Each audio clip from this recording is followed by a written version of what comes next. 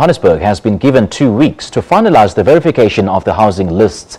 That's the time frame given by the Human Settlements Minister Lindiwe Sisulu. She was addressing hundreds of community leaders in Soweto after a week of service delivery protests across some Southern Johannesburg townships.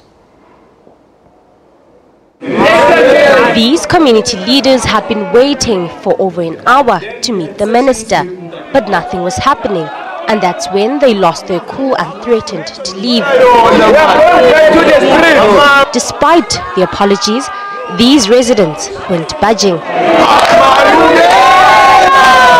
Improper housing and a lack of development in areas like Eldorado Park, Enadale, Freedom Park and Kliptown are just some of the issues brought to the attention of the minister. In 2014, Minister Sisulu said there won't be houses for you. The second thing, they came late.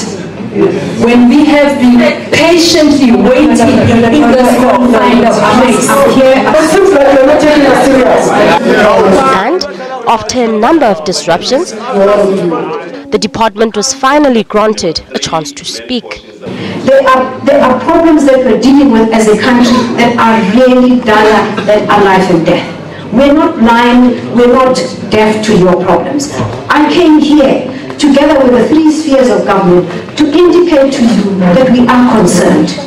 All the bigger projects that we are doing in the city of Joburg, you will be allowed to be allocated there as well, as long as you qualify.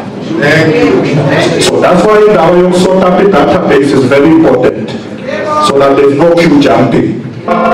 The department is set to meet again with the same group next week to continue with engagements to draft a way forward. Lopang Alamu, SABC News in Soweto. A Philippi farm owner's will has led to unforeseen consequences for a number of people. His workers are now jobless and landless, and his life partner was evicted from the farm. Now an NGO in the Western Cape is contesting this in court. Marlene de Beer, her family and 12 farm workers were evicted for a second time this week. De Beer says she was the farmer's partner for a decade, but his death last year plunged them all into turmoil. Only God is there to help. And God knows what is wrong and what's right, so they can take everything they want this round. We out, they want it.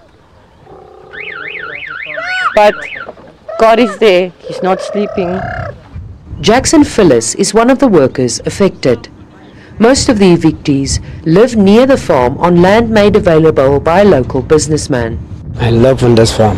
After the old man died, take my staff and come live here. My wife and my children, my 4 children live with me. Okay, I feel a little bit sorry, man, you see, and it's no life, so.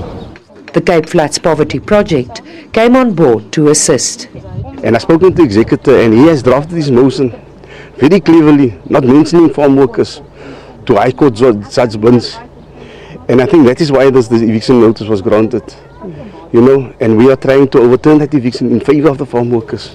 The executor says he applied for an eviction order on behalf of the actual heir. He says he has to sell the farm to settle the debt against the estate. When the application was done in the High Court, the correct procedure was followed. There was no opposition, and even when we obtained the order in November, and when we executed the order in March, there was no farm workers living on the farm, so no farm workers were ever evicted. Over 40 horses were kept on the farm and used in the horse and carriage business. The SPCA has confiscated most of the animals. However, some are kept with the evictees, while a local farmer donated food. Mariska Botha, SABC News, Skaapkraal.